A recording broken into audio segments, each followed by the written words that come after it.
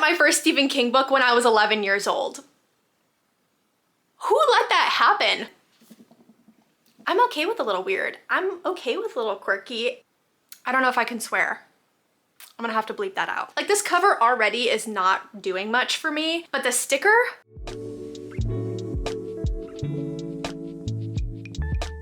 January 1st. That magical day of the year where almost every single human being on the planet decides today is the day I am going to be a better person and a better version of myself. Some people sign up for a gym.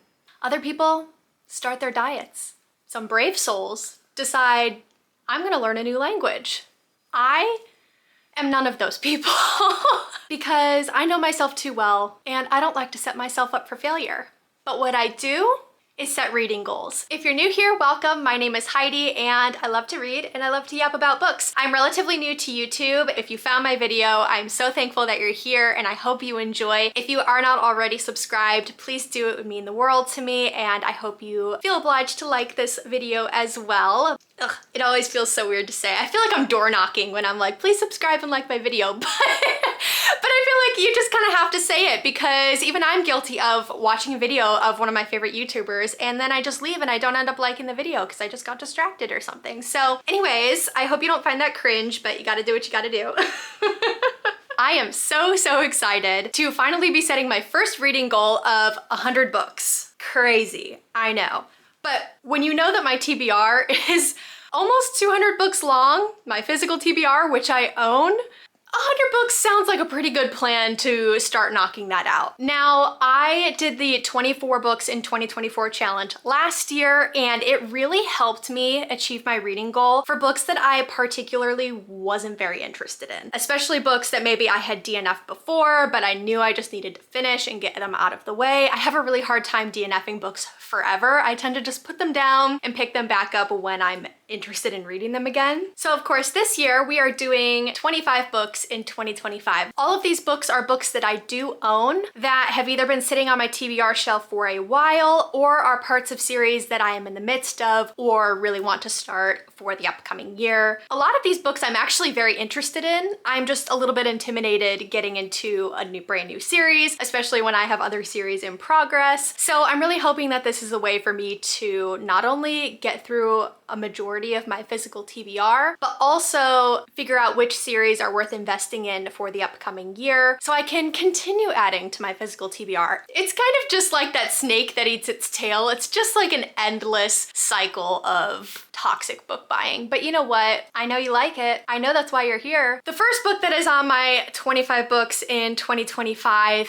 is on this list for a very good reason. First of all, it is Priory of the Orange Tree. I think I will really actually like this book. It's just enormous though. There's no way that this is almost 800 pages. This looks like almost 1,000 pages. I'm sorry, I just don't believe that. It's just very deceiving. I did start the audiobook for this one because I thought that it would be a great way to like kind of get through the book a little bit faster without actually needing to lug around this absolute tome. But I didn't really like the audiobook. I wasn't a fan of the narrators, so I think I am just going to have to pick this one up and bite the bullet and just suffer through it. And I don't even think it'll be suffering once I get into it. I just think I'm very intimidated by the size of this book. Next up is The Long Way Home, which is the third book in the Magnolia Parks universe. I'm intimidated by this for a different reason. I love Daisy Hates, but I did not like the first Magnolia Parks book. There were just a lot of toxic tropes that I wasn't a fan of, and I just tend to not gravitate towards in my books that I read. I do know to get to the next Daisy Hates book, I do need to read this one. I know that this series gets better. I'm excited to continue this series. I just kind of have a bitter taste in my mouth from the first book that Daisy Hates partially fixed, but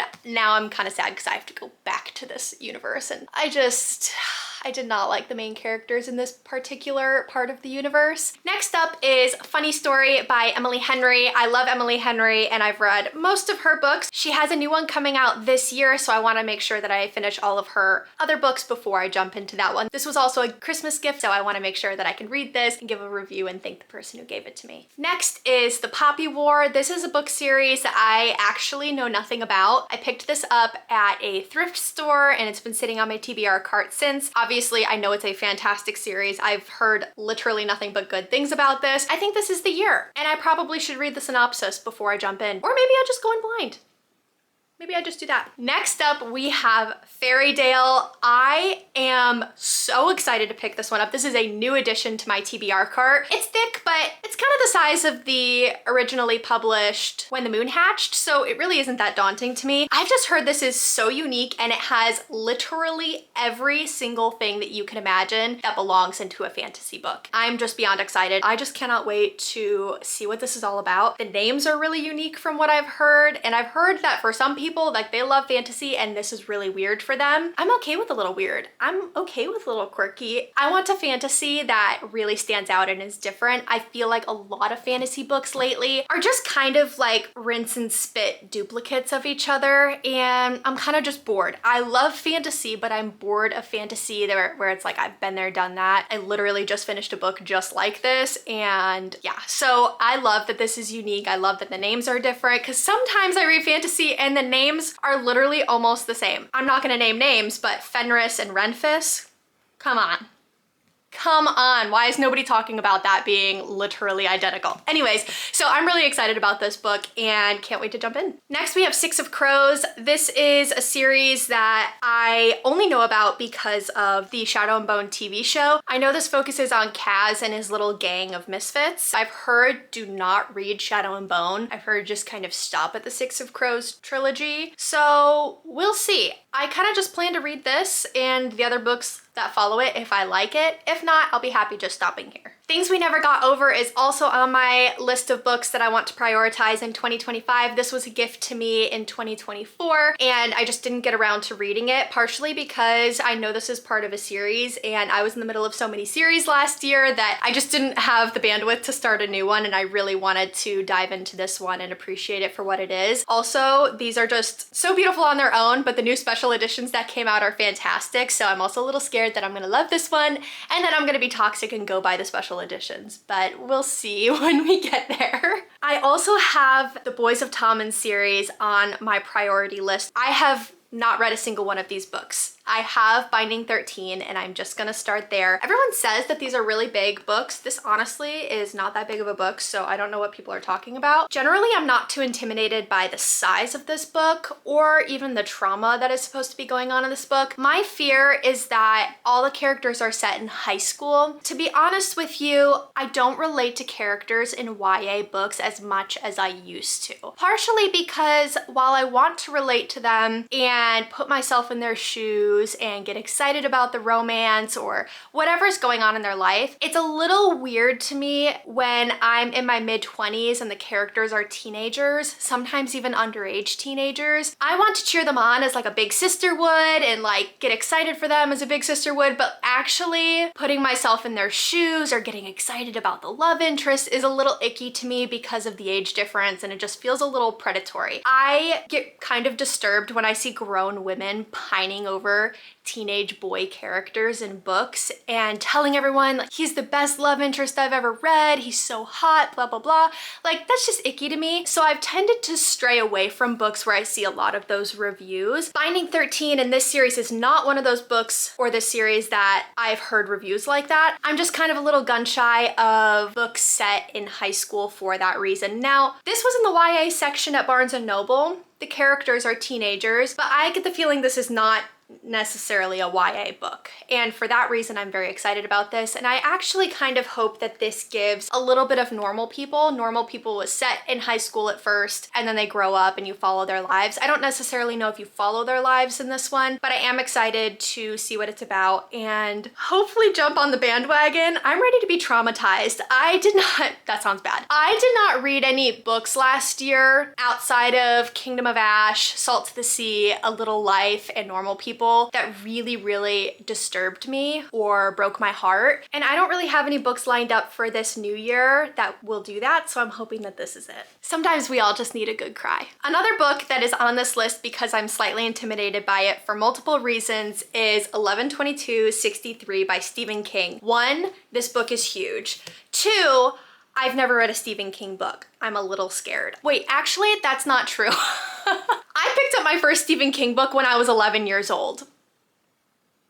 Who let that happen? Mom? How did I sneak that book into the library basket, Mom? I would love to know. Anyways, it was Under the Dome, and 10 pages in, that book was already the most traumatizing thing that had ever happened to me in my life at a whopping 11 years old, which honestly, can't complain. That's way better than what other people go through at that age, but I still should not have been reading Stephen King at 11 years old. Fast forward to my teens, and I watched it for the first time, was absolutely terrified, and just have never considered picking up a Stephen King book up until this point. I heard this book has time travel in it, and it's not necessarily considered a horror or a thriller, which is good. I honestly just didn't know that Stephen King wrote books that weren't horror or thriller, so I'm just as surprised as everybody else. Haley Pham recommends this book, and I do love the time travel trope already, so I'm hoping that this is a good read. Also, the text is pretty large, so it's at least kind of written like a YA book where it's not Bible-sized print, so I appreciate that, and I'm hoping that this is one that I can fly through. I've heard some people either love this book and binged it in a couple days, and other people DNF'd halfway through because nothing happened. I really hope I'm part of the first group, but we'll see. Next on my 25 and 2025 list is Babel, and I'm honestly really excited to pick this book up. The reason I've been delaying is because I'm still holding out that I'll find somebody to buddy read this with or to read it in my book club or one of my book clubs, because I think this is a book that will strike up really, really great conversation. I'll just be bummed if I end up reading this and then I missed out on an opportunity to read it with other people. So if you're watching this and you want to read this and you want to buddy read, let me know in the comments, but otherwise I think I'm just gonna hold out until that happens sometime this year, or I'm gonna arm twist one of my friends into reading it with me and they're just gonna have to suffer through it. Sorry in advance. Next we have Before We Were Yours. This is a historical fiction, and a lot of my friends have read this book and said it is just beautiful, devastating, kind of based off of a true story. It's honestly not that long. I love historical fiction. I got into it in 2024. I wanted to make sure that I had some of those books prioritized for next year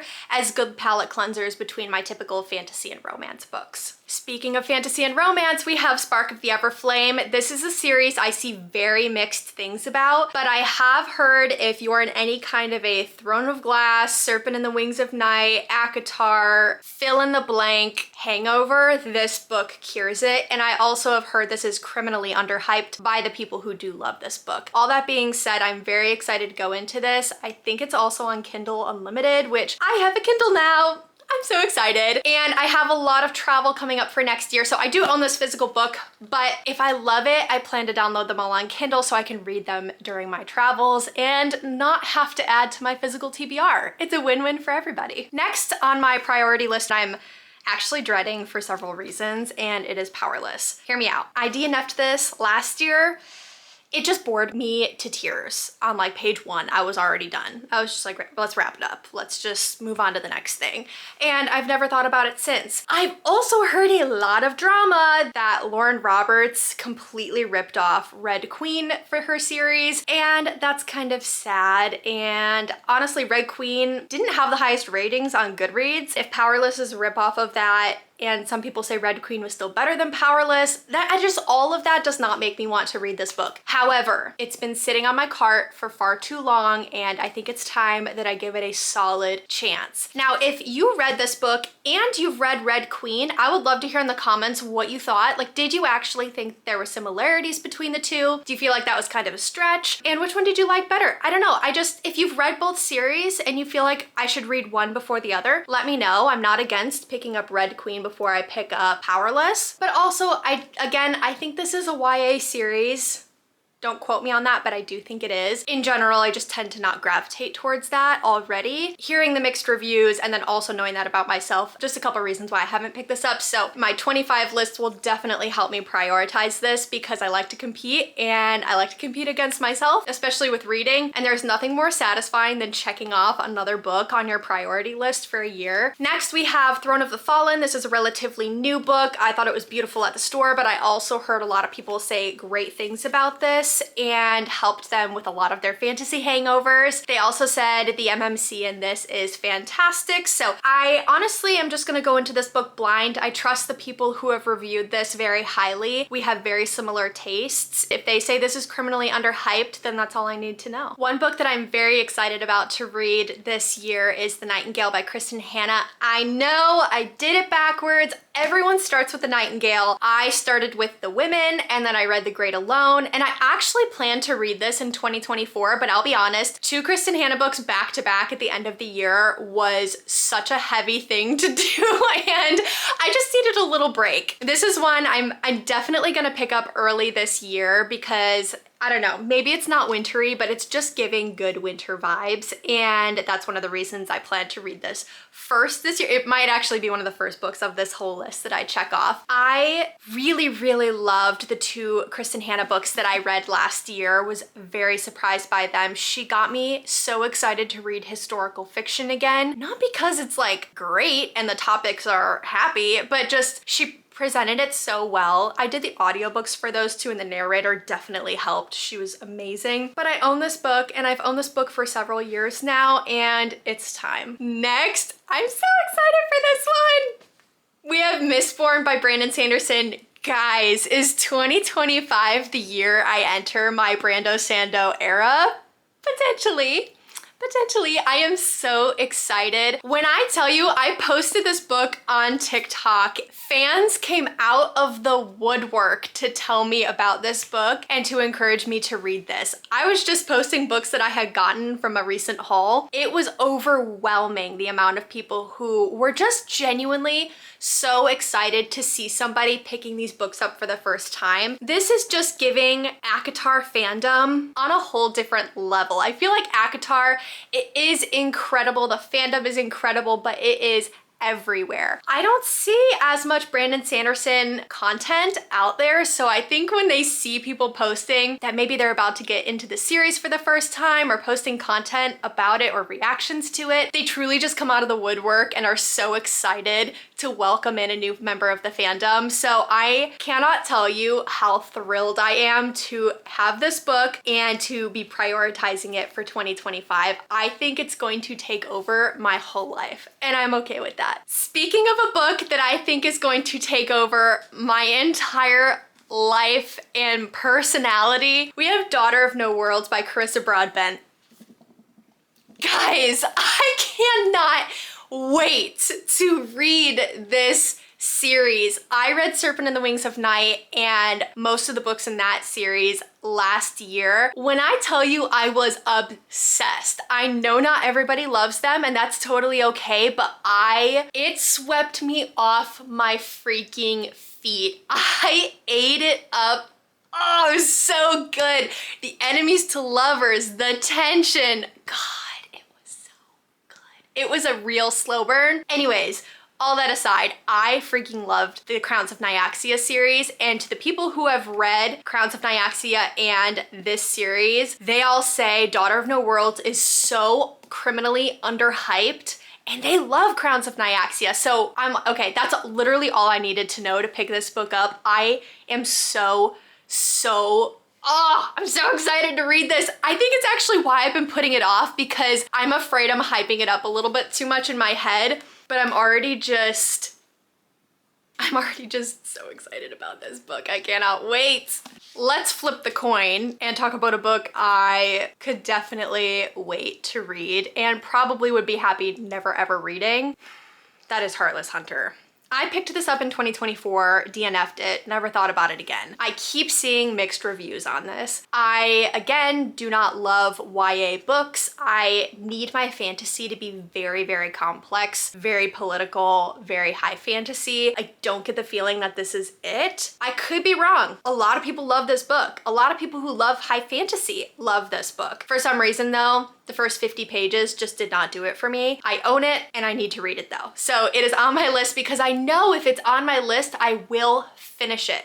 That's just a rule for myself and it has not failed. I will get around to reading this year and I will finish it and I will review it. And I really, really, really hope that I love it. I'm just not quite convinced yet. Next, we have the first book in the Outlander series. I watched part of the TV show, really enjoyed it. It was just kind of like a cozy thing to have on in the background. I wasn't necessarily like glued to the screen every second of that show, although pretty spicy and funsy to watch. So you know, it's not bad on the eyes, if you know what I mean. But I've heard that the book is really, really good and that the TV show did a very good job at adapting the book into the TV show. So I appreciate that. And it's one that I feel like I actually wanted to pick this one up last year in the fall because I feel like it just gives me autumn vibes. Didn't get around to it. It is a little bit of a longer book. And again, I feel like it's one where I love the time travel trope so much that I have high expectations for it, but I do just need to get around to reading this. Also, freaking hate these sticker things.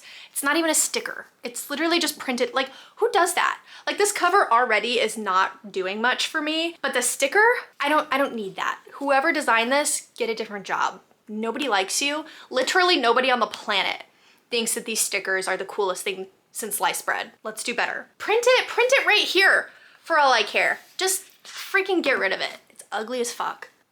I don't know if I can swear. I'm gonna have to bleep that out.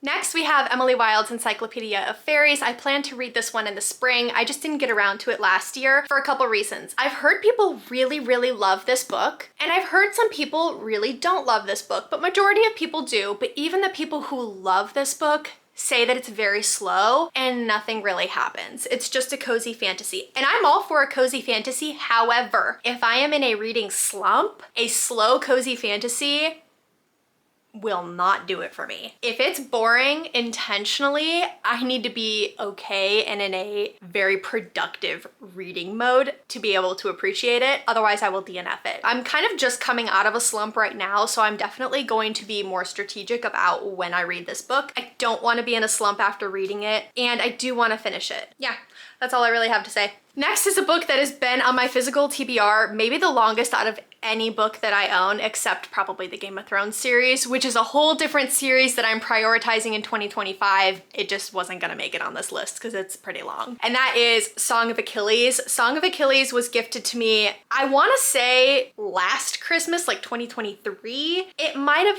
been 2022. This book has been on my TBR for so long, and I'm gonna be honest with you, it's on my TBR for an extremely petty reason.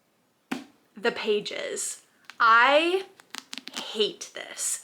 I hate the layered rough cut pages. They are, ugh, I just don't like them. Partially because like I want to read fast. I want to just be able to like flip through to the next page. When you flip through, it does a whole chunk. Like I'm on page 171. I went to go turn the page. I'm now on page 178. I don't want to have to delicately turn each page. Like, I just don't like that. I don't like that. I'm a savage when I read. I just want to fly through the book. Stop forcing me to slow down. I don't want that. And I'm pretty sure that's what she's doing. Now, I read Circe by Madeline Miller. Loved it. Life-changing. It had the staggered edges as well. And I just wasn't maybe petty then, but I'm petty now. And this is one of my biggest book icks is these layered pages. Just don't like them. Also, I was a classics and philosophy student in college, so I read a lot of literature on Greek mythology, including the Iliad and the Odyssey. I loved the Odyssey, and I did not like the Iliad because the Iliad focuses around Achilles, and Achilles just was not my favorite person in mythology. He was just a drama queen. He didn't know what he wanted. He was just very unstable. He kind of just gave me the ick. Like, I would not read a modern book with a character like Achilles. Part of me is like already going into this with a little prejudice against him, but I am really excited because in the Iliad, to me, it was so obvious that Patroclus and Achilles were lovers, and people keep denying this. I'm just telling you right now, they were absolutely lovers. So to see Madeline Miller come out and just say, listen, they were lovers, deal with it, and I'm gonna write this fantastic book about their love story. I love that. I want to love this book so much. I've DNF'd it a couple times actually. I just don't think I've given it a good enough chance because I kind of DNF'd it on like chapter 3. So that's not saying a lot for the book. Now that it's on the list, I absolutely will need to read this year. Okay friends, we have 4 more books. Empire of Silence. I picked this book up recently because the second book in this series has one of the coolest covers I think I've ever seen. I don't know why it caught my eye. It just did. It was one of those books where I was just being disgustingly toxic and I was like, I have to own the second book. That cover is amazing. And so I had to buy the first book first. Now I have heard that this book, for the people who have read it, is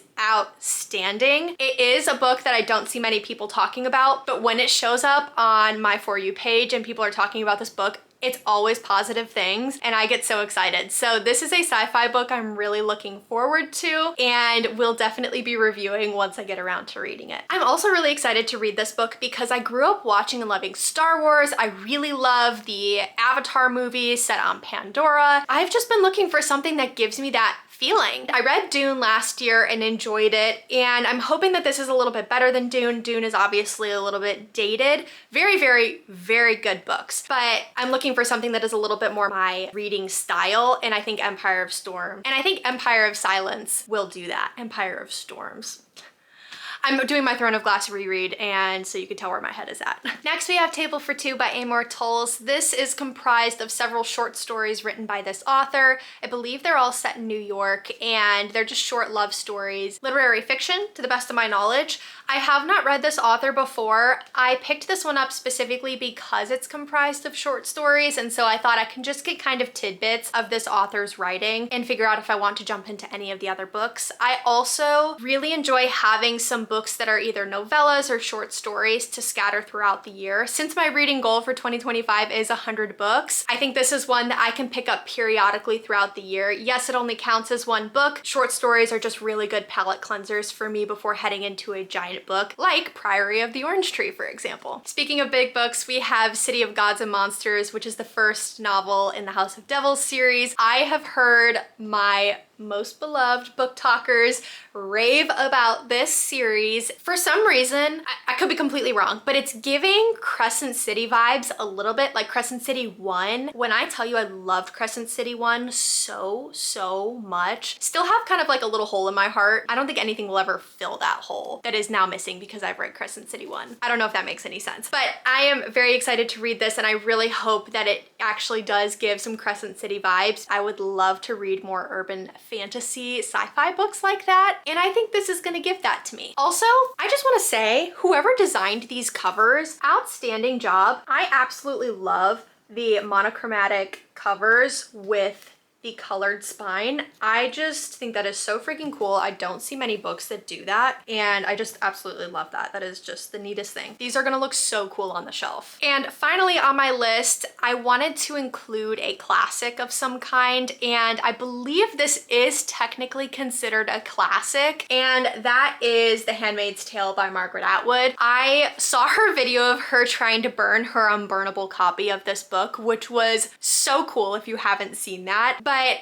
I have wanted to read this book since hearing about the TV show. Everybody that I know has watched the TV show. I personally haven't. I'm just definitely somebody who tries to read the books before watching the show. For example, Game of Thrones. I watched Game of Thrones before reading it, and now I just have no desire to read the books, which kind of hurts a little bit because I actually do want to read those books. I know how it ends, so I just feel like I don't want to do that. So I'm really wanting to read these books before watching the show. I've heard this is just a masterpiece, and I feel like this is one of those books I'm going to feel like everybody should read once I finish it. It's also not very long, so it's not too intimidating, especially for a classic. I'm just trying to get a little bit of variety into my lists for this year. Okay, that is all. Those are the 25 books I want to prioritize in 2025. I just cannot believe 2025 is already here. Last year flew by. Last year was such a great reading year for me personally, but I did start off the year pretty slow, so I'm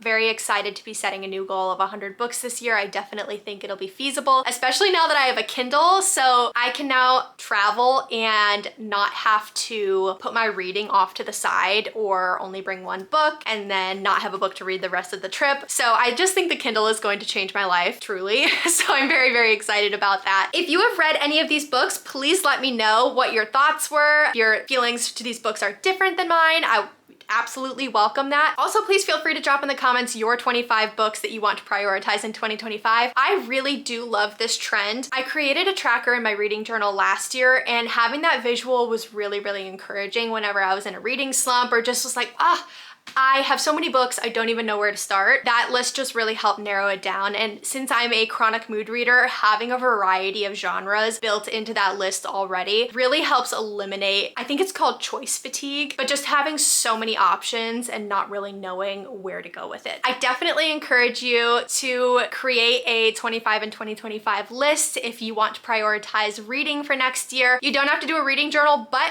I will say having a reading journal was so fun and a really great way to stay engaged throughout the year. I'll probably do a video next with a little flip through of my last year's spread and my spread for 2025. Thank you again for watching. If you are not subscribed, please do. I post content weekly. That is one of my goals for 2025 outside of reading. And I would love to get familiar with people in the comments and see some familiar faces as I post. But yeah, anyways, thank you again for watching. It means the world to me. And I hope you all have a fantastic start to your year. And I cannot wait to see all your reading priorities in the comments. Love ya.